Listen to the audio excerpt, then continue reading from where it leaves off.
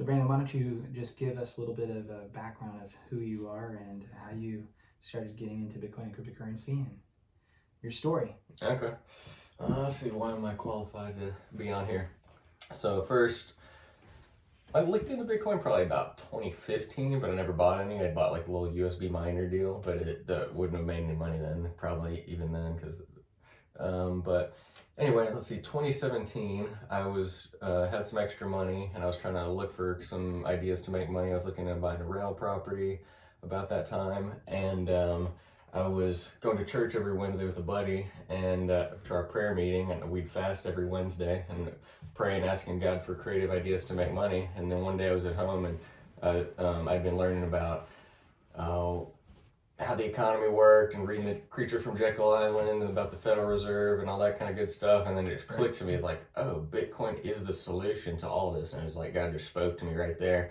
And so I bought like, I think Bitcoin's at 3,000 then in summer 2017. And so I bought my first Bitcoin, and then I think it crashed some and I might have sold it. It was in and out various times, but then I, got used to that, held through it towards the end of the year, and maybe like doubled or tripled my money roughly, something like that. And but then I learned about trading at that point, so I knew enough after it had dropped like 50% to 13,000, it was probably gonna, that was kind of the end of the run. And so I sold out at 13,000, and then started getting back in about a year later. And but that in 2018, in between there, I lost probably about half that money futures trading, because I'm a trader and been learning about that for a while, stocks too, and all that kind of good stuff. But yeah, so God told me about it, so give glory to Him on that. But kind of a funny story. Yeah. And then then this I have a channel, Vulcan Trader, and I talk about this on there. But that's YouTube. Yeah, it's on YouTube. Okay. I don't really add any new videos, but I think everything on there is really good stuff that you probably couldn't find anywhere else. But on there I talk about how to set up a self-directed Roth IRA, which is a type of IRA that you can basically invest in anything in. You can do it with a 401k or HSA too, but IRA is probably the most common. But anyway, it's your IRA owns an LLC, and the LLC can invest in any type of asset you want. So end of the beginning of 2018. End of 2018 in December, because I was when Bitcoin bottomed roughly.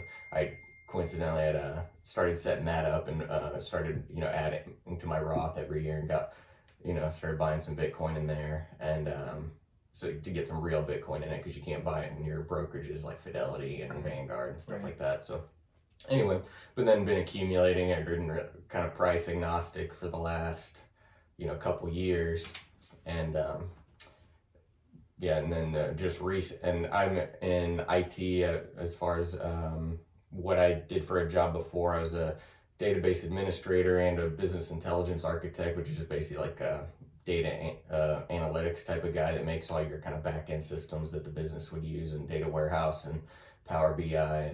But anyway, I'm a Microsoft certified expert in data management and analytics, to show I'm a kind of data numbers guy too. Right. And but anyway, was accumulating Bitcoin, kind of whatever the price was, for the last couple of years, and then last year during the coronavirus crash, right before the halving was happening, I was had most 80% of my money in Bitcoin, investing in it, and then I also, in my retirement accounts, I held a bunch of GBTC, GDLC, which are the grayscale funds, that are trusts that roughly track the price of Bitcoin and other cryptos.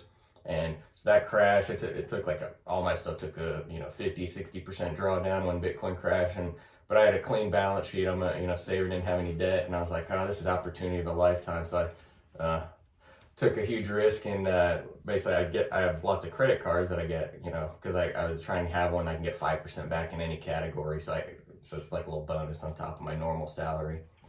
And I will, but anyway, so I'd accumulate 30, 40 credit cards over that time, and I'd always get these balance transfer offers in the mail, every month. And I was like, I'm going to use these for something one day. I don't know what. And, they'd be from 0 to 3% interest for 12 to 18 months, whatever. Sure. And so I loaded up a whole bunch of those credit cards during the crash, and averaged in around, I don't know, first buy at 6,000, got some more at 7, 8, 9, and so my average cost base is probably 7,500. That's something the average financial advisor probably would not advise you to do. But. Yeah, it's kind of funny how I've read lots of trading books too, and they talk about using stop losses and and then or your traditional financial advisor talk about diversification, and if you had more than 10 different or less than 10 different things that you're invested in, you're not diversified enough. And really what they tell you not to do, I basically did everything they tell you not to do, and made a ton of money off of that. And I mean, if you're really, I was doing kind of like buy and hold investing, I guess you could say, and then I did have a stop point, which was, Bitcoin dropped down to like further than 3, then I probably would have just liquidated all, and I was going to just have to work longer. But I was like, I feel like this is a critical moment here, and I don't know if that makes sense. And so I do believe in stop losses, proper money management, and all that. And on my YouTube channel, I show that. I think I have one of the best series on trading, money management. There's a difference between investing and trading, and depending on what you're doing. But a lot of times, what makes you rich quickest is what they tell you not to do, essentially. Yeah, contrarian. Exactly. Yeah. So I don't want to tell people not to do that, but 4 to 10 positions, and then your stop is probably the drawdown you can have is wider than probably what most people can handle. So, I don't want to get you off telling your story, and maybe there's more that you have there, I don't know, but there's something relevant to what you were just talking about. Sure. I was thinking about that I wanted to discuss with you, because I've been seeing a lot of people talking about, there's these two contrasting thoughts. So one is the hodl, right? The hodlers, who are more of investors, long-term investors, they'll buy or accumulate Bitcoin or other cryptos and then just hold it over time, and that's their strategy, right? But lately I've been seeing a bunch of people saying, make sure that you take some profits, right? When the market's up and you've got to take some profits, It's like this mantra, there's videos like, this is what wise investors do. I was listening to another podcast recently, and the guys were saying that, the Bad Crypto podcast. And then the guy, about a minute or two later, said, if I just held on to all the crypto that I sold over the years, I would be doing significantly better. And they kind of had this, a moment where they went, we were always telling people to take profits, but maybe that isn't actually the best thing to do. What do you think? Well, yeah, I agree. So I guess what it really comes down to, as far as from a macroeconomic standpoint, is like, well, they're printing tons of money, so take profits means you're moving to US dollars. And if I'm moving to US dollars, statistically, I'm likely to lose value if I'm holding that over any long period of time. So during, let's say, because I've been trading stocks and stuff for a while, but the Federal Reserve wasn't doing quantitative easing. They were letting bonds roll off their balance sheet, all this kind of stuff. But essentially, they're not printing more money is all that means. And so from 2018, 2019, if you had a stock and it was going up and you're trying to take profits or whatever, that was a good thing, because the money supply is relatively fixed. So stuff's going to be more range bound. It's going to go up, and then at some point when it starts going back down, you need to cut it and then find another one to do that same thing with. But then or even have profit targets that you would hit before it kind of reverses. But in this type of environment where they're increasing the base money supply and the M1, M2 at such a rapid clip, you don't even want to use profit targets anymore. Trailing stops are the way to go, because if you look at GameStop, Tesla, Bitcoin, whatever, if you try and have a profit target or take profits, then it's a losing game. Absolutely. And then just to show that point, so one of the ways that, and another thing, I made a 418% return on my retirement accounts last year. And so I quit my full-time IT job. Nice. And trading full-time for a living. But basically all my strategy was last year, because I can't buy actual Bitcoin in my retirement accounts, is I would buy either, the Ethereum Bitcoin Grayscale, or the Ethereum Grayscale Trust, there's GDLC, which is the top 5 cryptos weighted by market cap index, or GBTC. And those, the gist of it really, and those they get out of whack compared to the underlying premium. So there's, I don't know, say, I'm simplifying, but say there was 10 Bitcoin in the Grayscale Bitcoin Trust, and that one stays close to the value, but GDLC, the top 5, so there's only 10 in there. And then, Bitcoin itself goes up 20% or 25%. At GDLC, there's times it'll go up 100, 200% during that time. And then the same thing with the Ethereum one. Ethereum actually got up to 1,000% premium at one point. Oh, man. And so you buy those when the premium's low, maybe 30, 40%, higher than the underlying, which seems like a lot, but they run a lot further. And whenever they're newer, at least within the first year or two of their creation, GBTC has been around for many years, so it stays within 30-40% max, and then it'll go to where it up 5 to 10% compared to the underlying. But anyway, I would buy those when they get out of whack. I would roll back to GBTC because that's closer to Bitcoin, because I don't want to hold cash, and so I would never hold cash the whole year because I know they're printing cash, devaluing it. So just to get back to your point of taking profits, it's like, well, if they would let me do that, if I'm trading stocks, I'd rather roll back to Bitcoin when I'm taking profits, right? Say I thought someone was going to do better than Bitcoin for a period of time, then they should allow us to do that, because Bitcoin is true hard money because it's limited supply. Right. That makes sense. Yeah, and the other thing that I think factors into that just a little bit is that this is such a new market, right? The total market cap of all cryptocurrency, or even if you just take Bitcoin itself, is still so low relative to the entire economy or the money supply in terms of dollars, definitely. Right? So you can have events, sort of like Black Swan, or you can have events like today when Elon Musk puts Bitcoin in his Twitter profile, and there's a 20% jump in the price of Bitcoin, which we're all very happy about. But my point is that it is possible that this market could go up 10 times, and stay there because there's enough new people to come into it. So and if you take profits at the beginning of that, which it might be up 100%, and you're so okay, I'm gonna take my profits, and then you're out, and you may not be able to get back in. Just because it is someday that won't be the case. Like, that wouldn't be true if the market was the 5 times the size of gold or something like that. Sort of just anyway. That's one of the ways that I sort of think about it a little bit. Yeah, no, you're right. And let's say you had the worst timing in the world and you bought Bitcoin at 19,000 at the very top of the boom at the end of 2017. If you held until now, you would beat the S&P 500 over that time frame at this point. Yes. Yeah, because Bitcoin's up like, when it hit 40,000, up or 50%, I believe that beats the S&P at that point. And so we're about back to there this morning, I think. So I'd have to look at it, but you're pretty close to that. And obviously, if you hold through this next year, and if you bought the worst time at the top of the market last time, and then if you held till now, then and not taking profits, then you're going to beat your stock indexes. So that raises an interesting question that I think I will ask at this point before I forget is. Some people look at what happened in 2017, the market, right, and the rise up to close to 20,000, and then the crash, and they're trying to compare it to what's happening now. But the question is it similar or is it different? Are there things that are different now, or are we going to see that same kind of the chart readers where it goes up and comes straight down? Are we going to see that happen? Are we going to see, or is there the possibility that to me, it seems like we've been going sort of sideways a little bit for a much longer period of time now in terms of price of Bitcoin, on the chart. But I know we've talked about this a little bit before. But do you think it's different now? Is the question really? Yeah, I think it probably is. The reason being, in 2017, there's a lot more smaller players, speculators, retail people, and not as many institutions, companies. You didn't have your PayPals, your Cash Apps buying it. You didn't have Grayscale existed just with the GBTC, but there weren't.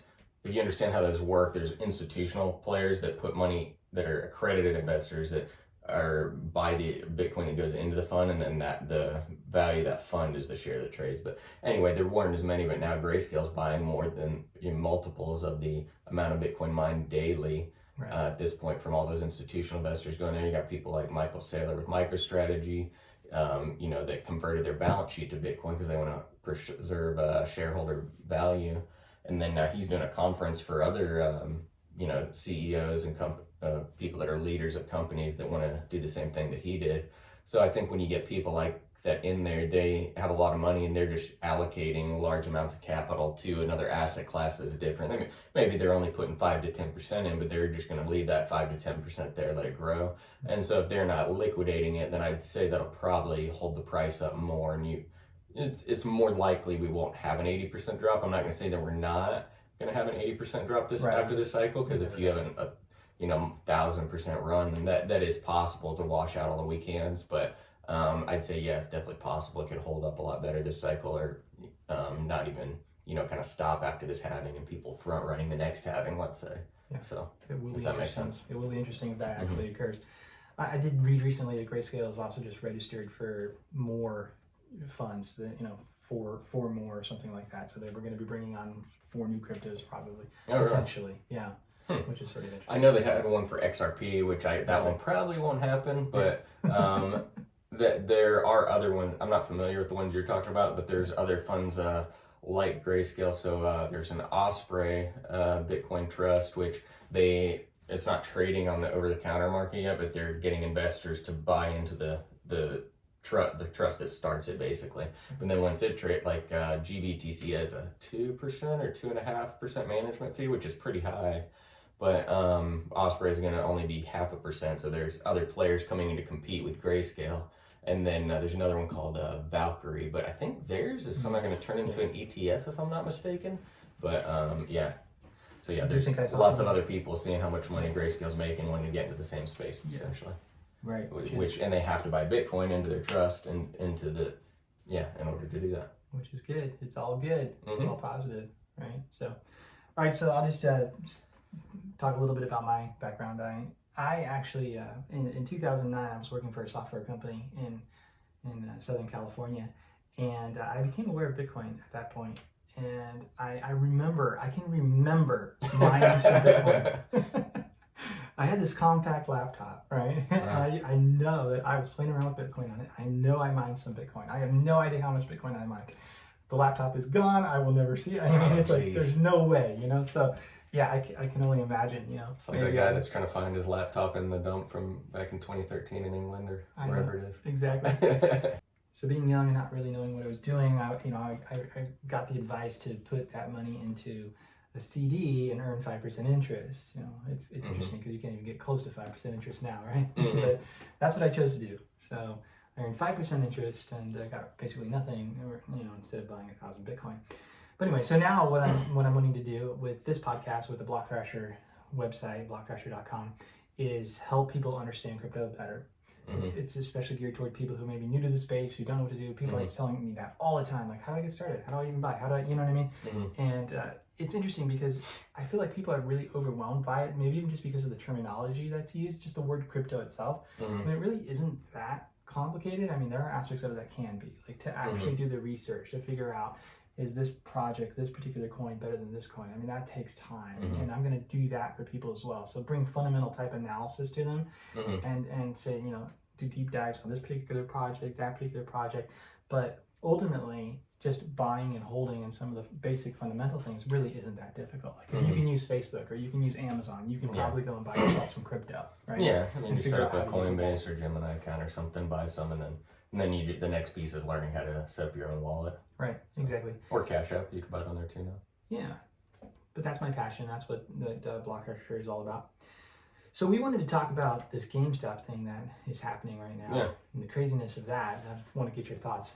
Yeah, sure. Maybe a little, describe what's happening and going on. Yeah, so my understanding of it is that you got a Reddit group called WallStreetBets, and I just think all this stuff is so cool. So for years, the billionaires and hedge funds have manipulated the market, and anyone with a really small account, eventually they lose all their money and they get blown out. And there's some statistic like 90% of traders lose all their money within a pretty short period of time. But within 2 years, they'll always quit and they give up and don't keep going because it's geared against them in every way. And it's kind of like going to Vegas. Yeah, pretty much. I mean, the only way you can. Any sort of short-term strategy there, it's usually geared against you. In the news on CNBC, they own that, and so anything you see on the news usually is them pumping something so that they can get out of their position, Right. And so now with WallStreetBets, it's basically the opposite. So if you go and read some of the posts on there too, they're pretty salty. So like there's one guy I was reading, he was talking about just how they're not going to win. We're not giving up on this. I don't care if I end up losing all my money and I become poor again. It doesn't matter. I grew up poor.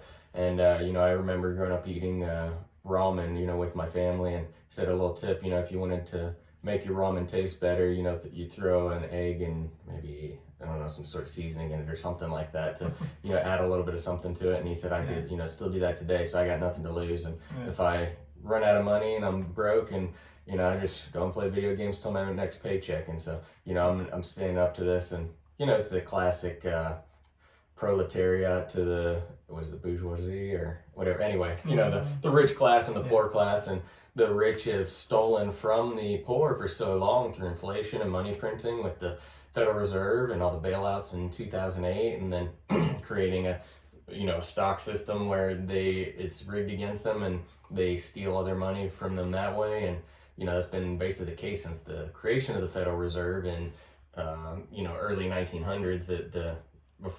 The wealth gap between the rich and the poor is the greatest it's ever been, because they print money, the rich own the assets. So anytime you own assets and they print money, the assets go up in value, and the salaries don't usually follow that. And so the poor people, the people that provide real value to society. And I was thinking about getting my oil changed at Valvoline the other day, like how nice and kind those guys were, and they're doing something real that mattered, compared to whoever the person that owned it, or maybe I mean, not to say that those people are bad too, but you get what I'm saying. But just to give an example, it's like, who really provides value is those of us that are actually doing something with our hands, helping someone else out, and whatever it is, or you providing value, like explaining this to people, et cetera, et cetera. So anyway, just to give you a kind of background of WallStreetBets, it's almost like sort of a French Revolution type of deal. But for the stock market is kind of how I see it. But anyway, then you got another firm, Melvin Capital, who was really short GameStop, and more than 100% of the GameStop stock was shorted. Yeah. And so anyway, short squeeze all just means that if you short something, and the only way you can get out of it is you got to buy it back.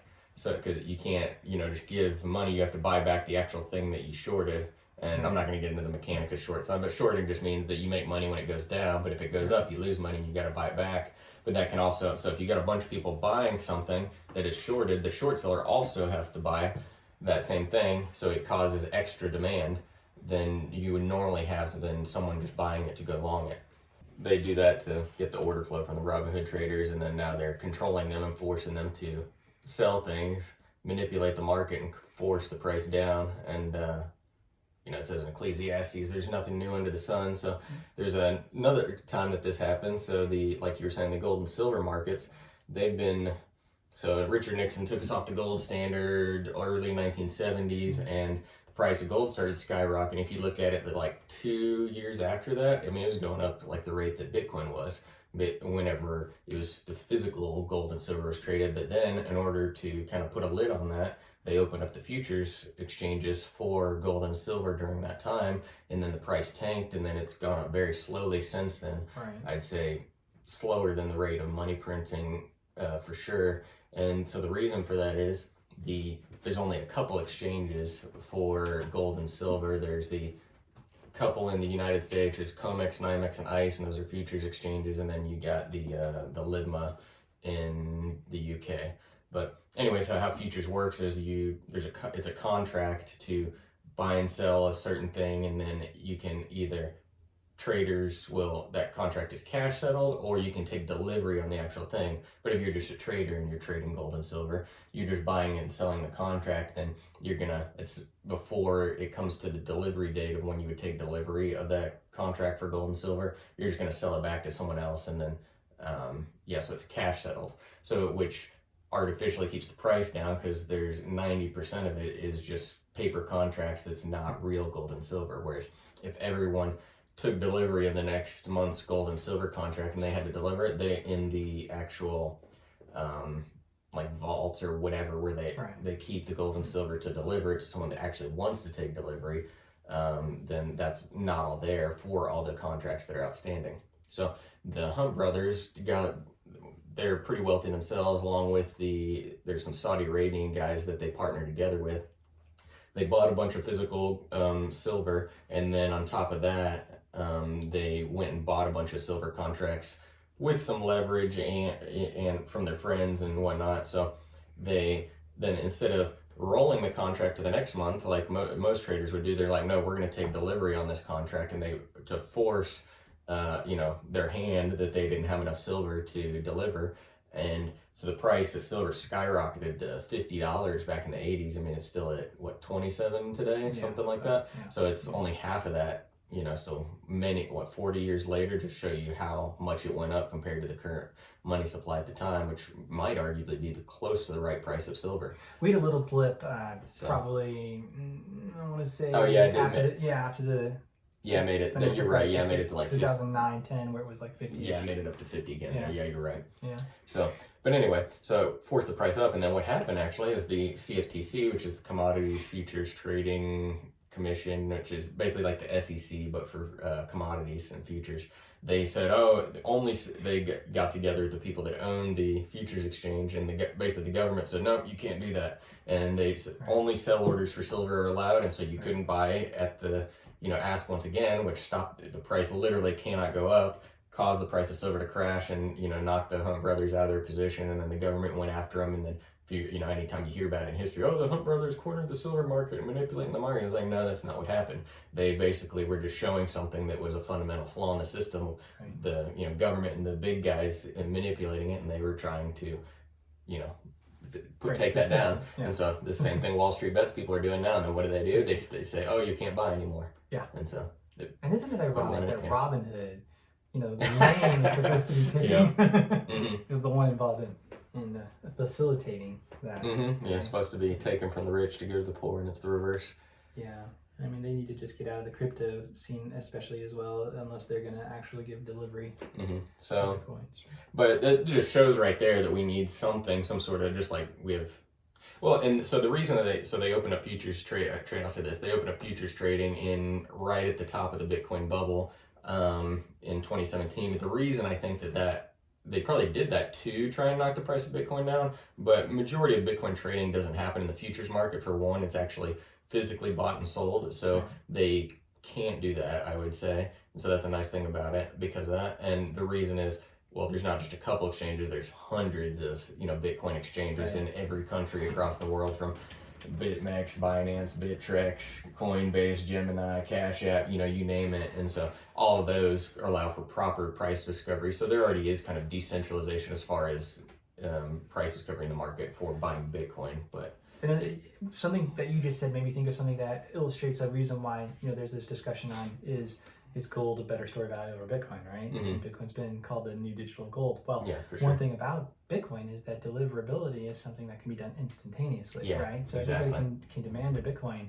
and if there's a delay from a centralized exchange, why? The question then becomes, where with gold, it's like, we'll do that, but it's going to take 6 weeks or 8 weeks or whatever. If there was actually there's an argument for it's difficult to deliver. I think it's just because it's a pain to go pick it up and transport it somewhere. Whereas there's the BATS Bitcoin futures that they actually are Bitcoin settled because it's really not an issue or a problem. It's not that difficult to settle in Bitcoin, right, compared to gold. So all of these problems illustrate that the main issue here is centralization, right? You've got these companies, these corporations, these entities. Mm-hmm. So, but it just shows a need for something like, DeFi, which you know a lot more about than I do as far as, but the one I know, like Synthetics is one that does something like that. They somehow create a synthetic version of stock that's locked up, and then you can buy and trade, sell that stock on a decentralized crypto platform. And Synthetics is inflationary, so I'm not saying I recommend it, but just an example, or Uniswap, which you can buy and sell crypto without any KYC or all that kind of stuff. Without putting in any information, you're totally anonymous. Well, it's peer-to-peer, and so there's no third-party risk. There's no Uniswap can't say, we're going to shut down the trading of DOGE because it's up 500%, but we're going to allow you to buy Bitcoin. Exactly.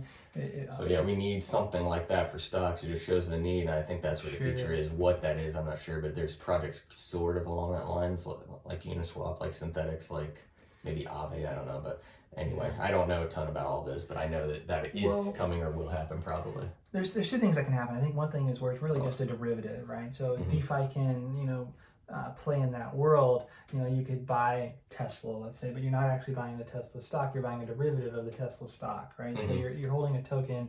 Maybe it's on the Synthetics chain or whatever, and you're going to earn based upon what happens with the actual stock, right? But the price of what you hold on synthetics is derived from the price of the stock. So that's one way to play in that realm. But I don't know if you could turn that into the actual stock or verify that stock was locked up because someone could still sell it during that time. Right. Would be the issue with it. That just gives you exposure to the stock. I don't even think those platforms necessarily are purchasing any of that stock. It's just correlated to it as a derivative, right?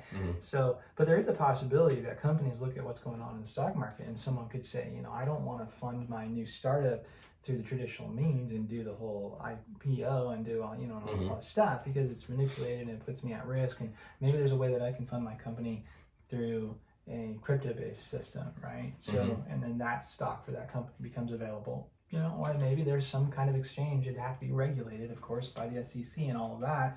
But that eventually comes and does that, where stocks can actually be tokenized, right? So that would be the thing where, so like with an NFT, a non-fungible token, that you could actually purchase and have ownership of that stock. And there would be a lot of advantages to that because then I don't know if that opens up the door for those then to be traded on a decentralized exchange. So it's a little tricky and a little complicated. And I don't know if we'll get there, but the technology exists to make it happen in a much better, fairer way than what we have now. I can see it happening where like the actual exchanges we use one day are not the the NASDAQ and NYSE exchanges here in the United States. They're like decentralized, many computers all over the globe, and your ownership of companies is trade on those, and then the governments can't control that, and how that's done. And I think to a certain degree that's a good thing. Not say they couldn't regulate the companies and say that they couldn't do false accounting practices in whatever their domain is, but as far as the buying and selling of shares, they can't say, oh, you can be publicly traded, you can be on the NASDAQ, but you have to be on OTC because we don't know if we like you enough or whatever. You're not doing all the and only accredited investors can buy this company. And before it goes really big, and only you can buy Palantir at $1 before it goes public and turns into $25 or whatever. You know what I'm saying? And you have to have $1 million first before you can do that. So it's just so ridiculous. Like they're not protecting you, they're hurting you. Is what they're doing, keeping you from opportunity. It's a super attractive thing about crypto. Is that there's no barrier to entry. Anybody can come in with any amount of money. That whole accredited investor thing where you're basically locked out. You can't, unless you have X amount, and you can't buy early in, yet you can only buy later on. It's ridiculous. So I think a lot of people are attracted to it, even traders that want to play around with crypto. So that's a great way to go about doing it. Yeah. It's a cool thought. Awesome. So, not really totally connected to that, but you and I talked a little bit, and you've talked before about leaning towards Bitcoin maximalism. So maybe you can just explain a little bit what that means. What is a maximalist? Okay. And where you are at in that discussion. So, as far as how I'd recommend to invest in cryptocurrency, I'd tell people the S&P 500 index fund, you have the top 500 companies weighted by market cap. Apple being the largest, and then down to, Amazon, Microsoft, Google, Facebook, whatever. Those are the the largest ones. And so same thing with cryptocurrency. Bitcoin's the largest, Ethereum second largest, and I don't know if XRP is still third, but anyway, wherever it's at. But anyway, whatever one at the current point in time, if you go to coinmarketcap.com, you can see that. And so I would say, well, 70 or probably 70-80% of your money, I'd put it into Bitcoin, and then I'd have smaller amounts, maybe 15% Ethereum, and down the line. And on my YouTube channel, I talk about how to do that, and I even created an app for it that anyone can use on there. As soon as it works, unless like the APIs change, I haven't updated it in a while. But anyway, so I think the reason for that is there's something called the network effect, and the network effect just says that the value of a network is proportional to the number of users on the network. So if I have a telephone network with 10 people compared to one I can talk to 100 people on, or one that I can talk to 300 million people on, and then I've got AT&T or Verizon, whatever, that network is much more valuable than the one with less people on it. So money works the same way. The US dollar has value, not because it's backed by anything, or the government backs it, which is a total lie. The government doesn't do anything, but what does backing mean? Which means they print more of it? But anyway. Make you pay taxes in it. Yeah, there you go. So, so it's just saying that the value of whichever one, the US dollar has value because most people use it. The most things are traded, most stocks, most commodities, etc., are traded in US dollars, and that's why it's the world reserve currency currently. So Bitcoin, out of all the cryptos, currently has the most people that use it, and so it has the most value because the most people own it and believe that it's money. It's just like everyone uses Facebook because everyone uses Facebook, and but Bitcoin could become the next MySpace, right? And some other one will take the top spot. I'd say it's not probably going to happen, but if it were, that's why you own smaller amounts of the others weighted by market cap. If they took Bitcoin's place, then you have the same dollar amount gain in that other one as you did how much Bitcoin you own, and so you have a hedge. And the only way you can lose is if the entire space dies, which I find to be highly unlikely. And so that's why I think that's the best way to invest in it. And then there's another law called it's not law, it's called the Lindy effect. And the Lindy effect says that the duration of non-perishable goods is equal to the current lifespan of that non-perishable good. So like Coca-Cola's been around for 100, 150 years, or however long it's been. The Coca-Cola is likely to be around another 100 to 150 years because it's been around that long. Okay, so Bitcoin has been around the longest, on top of having the highest network effect, and so it's been around for since 2009 or however long it's been. So 11, 12 years. So it's likely to be around another 11, 12 years, whereas Ethereum's only been around for 5 years, I want to say. Is that something like that? I don't know what it is exactly, but it's anyway, so it's likely to be around for another 5 years. And so combination of the network effect and the Lindy effect, I think that's why I believe in Bitcoin. And then we get into more technical aspects of how big the block size is, because I used to be a believer in Bitcoin Cash, and it was the real Bitcoin during the fork, but I don't want to. No, I'll just leave it at that, because that's a little bit too complicated. But I've come around to saying, no, actually, Bitcoin, the one that's called Bitcoin now, is probably the best one, and the one to maybe I can share some thoughts. That makes sense. So maybe I can share some thoughts about that. But before I do, just one of the things I wanted to look at with some of the thoughts I had was I pull up CoinMarketCap.com, and they've got WallStreetBets, which isn't even a legitimate coin. Really? At the top, just at zero and starred. It's a joke. It's just for fun. I believe. That's awesome. Yeah, I wish I could show the listeners what we're seeing here, but look at the ground. It's like nothing straight up. That's hilarious. Network effect, which is so. First, I would just say with that Elon Musk put Bitcoin on his Twitter. You showed me. There's the network effect. Oh, there's so much happening. And Ray Dalio, I guess, announced that he bought it yesterday. Apparently. So. Yeah. Some key players moving that direction. So it's really cool. So with the network effect, I thought, I mean, the strategy that you presented with your indexing strategy, and with the majority, I think you said 80% being in Bitcoin. It's something like that. It varies depending on how, which coins are pumping, and, Ethereum's pumped and Bitcoin's gone up or down, but it's somewhere between 70 to 80 if, say, you were doing the top 10 coins, let's say, or 5. It seems like a very good, conservative, long-term strategy, right? Because, you're banking on the fact that Bitcoin's going to maintain network effect.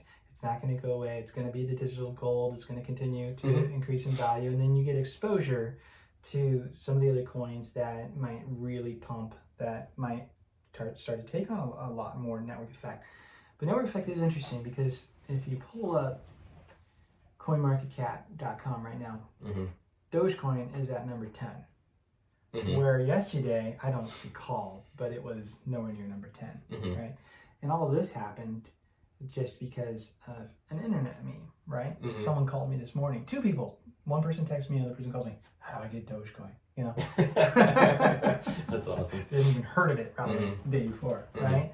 So, and the thing of it is on a fundamental level, Dogecoin is, I don't know, not necessarily probably worthy of being in the top 10. It might be, it might not. I mean, that's hard to say. I think it's not good because it's inflationary. They say they copied the Bitcoin code, or Litecoin, which is a copy of the Bitcoin code, but then they gave it unlimited supply. So Dogecoin is not a good long-term investment. If it did have a fixed supply, I would say it's better than US dollars. Funny enough, but it doesn't, unfortunately. The only other thing I can point to with it is long-term it's not good, but short-term, it has some utility too. Because if you're, for instance, if you're I know there have been times where if you're trying to send from one exchange to another exchange, for instance. Yeah, you could use Dogecoin. You can use Dogecoin because the transaction fee is really, really small. Yeah, versus Bitcoin, true. Where you're going to lose, or Ethereum, where you're going to lose even more transferring from one exchange to another. It's less secure on that blockchain. Bitcoin is the most secure. Yeah, because it has the most hashing power, whereas Dogecoin is not. So you're trading.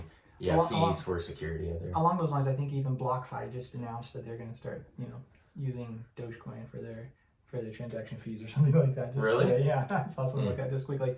But so where I was going to go with all that is I do like your strategy. It's a conservative, safe, long-term strategy. I really. Now, if someone wanted to be more aggressive and they wanted to be more speculative, one could argue that, if you look at, like, for instance, Dogecoin just went up 543%, but that's kind of an anomaly and not really something to look at.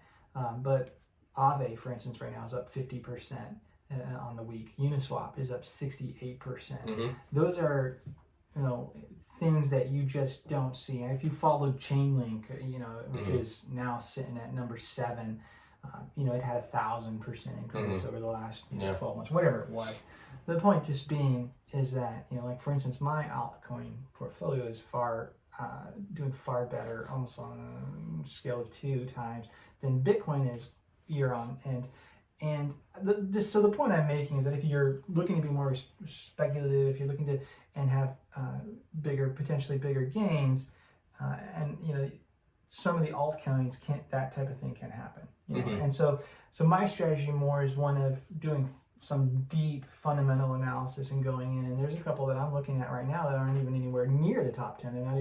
They're probably in the top 100, but after looking at the team, after looking at the technology, after looking at the things that they can and potentially will do, looking at the partnerships that they have going on, and the solutions that they're bringing to the table, that they could potentially be a very, very good speculative buy, right? For sure. And bring some crazy gains. So that might be the only thing that I maybe would even think, like, if one were to employ your strategy, which is, again, I'm saying is awesome and is really good, is maybe put a small portion aside too for some speculative, purchases of things, of coins like that. If you've done some fundamental analysis on some, there might be something that's at number 100 or number 200 right now, but that's going to be the next Uniswap, or that's going to be the next Chainlink. That's true. You know what I mean? What I'm saying. So maybe and the cool thing about that is if you get into those projects when their market caps are really, really low like that, and maybe you pick 5 or 10 and only 2 of them become winners, but they become big, you big throw winners. a couple $100 in it, and then it could, if it makes in the top 10, then you're going to win huge.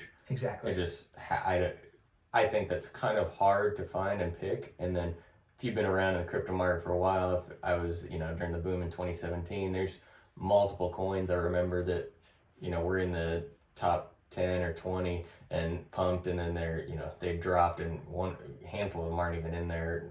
There's one, I can't remember the name of it for the life of me, but it made it to like the top 10. It was I just remember it was written in .NET, and then they're like, oh yeah, we're going to be the number one day, and then that was pretty much the top, and they're not even in the top 100 anymore. No, that's true. That's true. So that can happen as well. And at the end of the day, I index more than the top 10. I'm just saying for your average person, but if you took the time, like I own Aave, I own Uniswap, just a small amount of it, but I put like $500 into Uniswap, and it's up to like $2,000 now. What I put into it, so I bought it at $3, it's at what, $14 now or something like that. $14.53. But anyway, the more you index, so you go down, and on the lower coins, you're only putting a couple dollars in, maybe down to 100. It's going to take a bit of time to index all those, but if you went and did that all the way down to the very bottom, then you could still have if they make it up to the size of Bitcoin, then you could have some pretty large gains. So that's one way to do it. But your methods too, you're saying be a little bit more overweight altcoins that you believe and have conviction in, and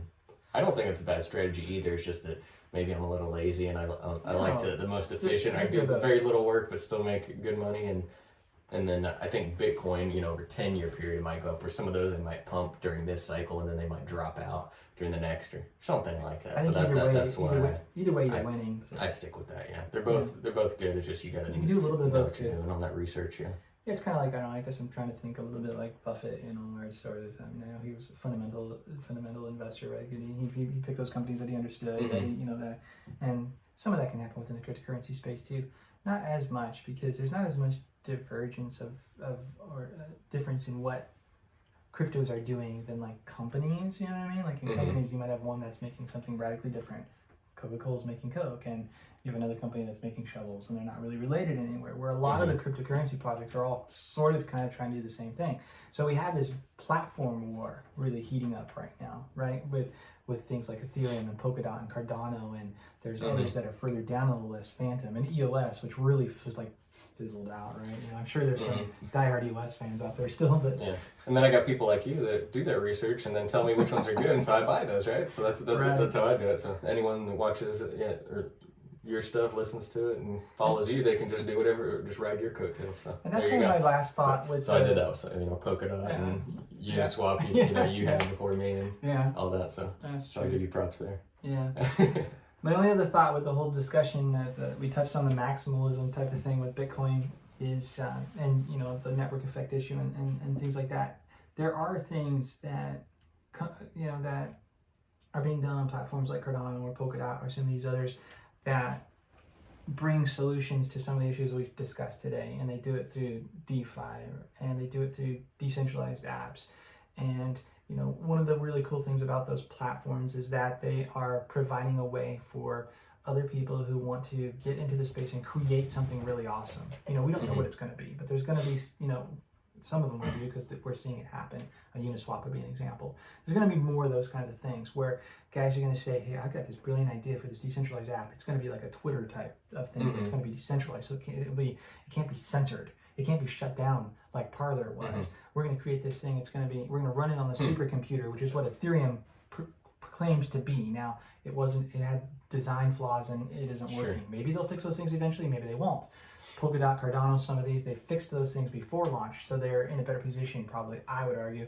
So maybe we'd have to see them get to that size to really know, but I could see that being true, maybe. But it would take one killer app on one of those platforms, a Twitter type of thing that just took off, to create network effect, to push them to levels that, you know, could be. So there's just a ton of potential there and a lot of possibility, and it's something that is pretty exciting and I get excited about. And it's one reason why I'm not so much of a Bitcoin maximalist. I mean, I absolutely love Bitcoin, and I hope it retains its. I mean, if it whether it does or not, I guess doesn't matter. But if it remains the sort of digital gold and the store of value and like the safest place to store some wealth or whatever, great. You know, but I also am excited about and would love to see some of these other platforms open up possibilities that can solve problems, because the whole idea, the whole reason behind Bitcoin in the first place, you know, like I'm reading Digital Gold right now, and you look at what the early creators, and even Satoshi and guys like Hal and others that were there, what they wanted to do was they realized that there was a problem, and the problem was, and we're seeing this even more today, the problem was every financial transaction is being tracked. Everything you do is being recorded and all this sort of thing. And they wanted and what can happen is, in order to censor you, they don't have to say, you can't say this specific thing. They can just deplatform you, defund you, make it impossible for you to you know, fund whatever it is that you're doing. And then WikiLeaks came along, and somebody said, hey, let's use Bitcoin to fund WikiLeaks. And Satoshi himself was like, no, we don't want to do that because it'll put it back. So anyway, but there's just that connection there with the whole space of, and trying to create, and you know, there's a big issue right now with censorship on Facebook and Twitter and all these kinds of things. Like the president himself was banned from Twitter, right? You know, these things are happening. It's sort of like, what? We never thought that was going to happen. So beyond the whole monetary thing, which is, you know, incredible with crypto, there's a possibility that some of this technology might allow for more freedom and for more individual sovereignty of our data, even like our identity and things like that. And it's not that can't be done through Bitcoin. It can be with like second layer solutions and other chains that come along and connect. You know, whatever. I think it'd be better if you just left it as it is and leave that for money and have something else that it's no reason to overcomplicate it. Yeah. So anyway, I definitely agree with you. I think they're obviously, like we're talking about with the stocks for DeFi for that, and then social media for Twitter, Facebook, or whatever, decentralized. I'm totally for all that. I just think money is the most important thing as far as people having control of their money, the rich not being able to steal from them through inflation and so on and so forth. Bitcoin solves the money piece, and then that same model you can apply to any other space where, you know, they're trying to control us. So, I'm super bullish on freedom, so I agree with you. Yeah, so I guess we could just wrap it up with maybe just really briefly explain in a kind of a really high view why everyone should get involved and start investing in crypto, at least, but you know. I'd say, I mean, even Fidelity now is recommending everyone should have like a 5% exposure to Bitcoin, and it's still So the market, we're explaining about gold and all this and how Bitcoin's better than gold, obviously, from transportability and then price not manipulated. And I don't know if you've ever bought some gold and silver and then tried to sell it. There's like a huge spread and you lose tons of money. Like if I went and sold some gold and silver to a local Goldwiser over here, then they're going to, take probably, 10% off the spot price that they're going to buy it from me at. So, and then you got to transport it if you're trying to transport it to another country. If I'm trying to even transport it across state lines or whatever, if not even, I mean, there's crooked cops that could pull me over and take it in some small counties. I'm not trying to say I'm trying to smuggle money or anything, but anyway, it's just a pain to store. Someone come in your house, steal it, yada yada.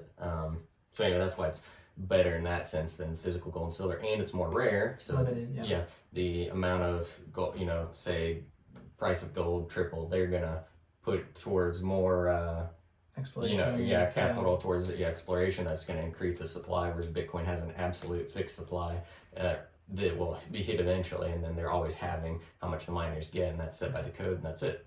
So it's more scarce, it's more usable, has more utility, and so all those things being said, not confiscatable. Yeah, exactly. So the only way they can get it is by holding a gun to your head and forcing you to give them your private keys. So, so all those things being said is, and so they can't print more of it. And then, so the market cap of gold is, I want to say like 10 trillion or something like that. So Bitcoin is more valuable than gold. Let's say we got to the same market cap of gold. That means we're going to value Bitcoin at 10 trillion. That puts it at $500,000 per Bitcoin. So it's even, people think it's expensive, but even owning a part of one, it's one of the most undervalued assets in the world. And the reason it's not up to that price now is it just takes time for enough money to flow into something to get it to the price it should be at. But I mean, you see how fast it's going up now, and it just can't go from 30,000 to 500,000 in a day, even though that is the true value, I think. And so if you buy it now, and we might get close to that this year. I think 280,000 is probably the maybe the upper for this year. But anyway, just to show you that obviously it's better. It obviously has that value, and that's the market cap of gold. Why shouldn't Bitcoin's market cap be that? And then it says it's more valuable than gold, so let's put double or triple on it to 20, 30 trillion. So maybe 1 million of Bitcoin is not really that audacious if you think about it. No. It's just that gold's been around long enough for price discovery to get to about what its true value is. And so, even though I'd say it's worth less because of the manipulation like we're talking about, so, which means Bitcoin's worth even more. So. Right. And relative to the total amount of US dollars out there, which we don't actually know what that is, it's there's a lot and they're always making more. Right. So I mean 26 trillion is the debt, right? So let's just say Bitcoin matched the debt alone, right? Which is that's true. That is true. It's there's so many dollars out there that the price at a point you're almost like, does the price in terms of dollars even matter? Yep. And so anyone, and only I don't know, maybe 10% of Americans own Bitcoin, let's say, maybe 20, I don't know max. But anyway, you're still early, and if you own I think I've heard 1/3 of a Bitcoin or something like that, maybe even less than that, maybe even like a fifth, then you'll be in like a Bitcoin 1%, or if you own a 10th, you'd probably be a 10%, or if so you're still early if you're listening to this right now, and it's not too late just because you think the price is high. It can go much higher compared to the potential what it's valued at if everyone in the world owns it. And once everyone owns it, then the upward potential of making money in it is less, but those that take a little bit of risk ahead of time and push where things should go, because you're investing in it. This has good and moral value to help the people, to keep governments and rich people from stealing from us. And that's why I believe it's the type of money Jesus would be for and invest in my opinion. So something real, something that so it has, I mean, it is a sense of usury, the current system. It transfers wealth from the working class up to and then it just goes on and on and on. You just use that just use Bitcoins as your savings account instead of a savings account that gets like 1% or less interest, which doesn't even keep up with inflation. Or the stock market, I would say, is the true inflation, which is like 10 to 20% last year because they printed so much. So you just keep your savings in Bitcoin, keep what you need to pay the bills, be frugal, and that'd be a good method. Will the stock market ever go down again? Not if they keep printing and it's priced in US dollars. So it's been quite a run, quite a long run. All right, cool. Well, if there's not anything else that you can... No, thanks for having me. This has been fun. I enjoyed it. We touched some really cool stuff. Yeah.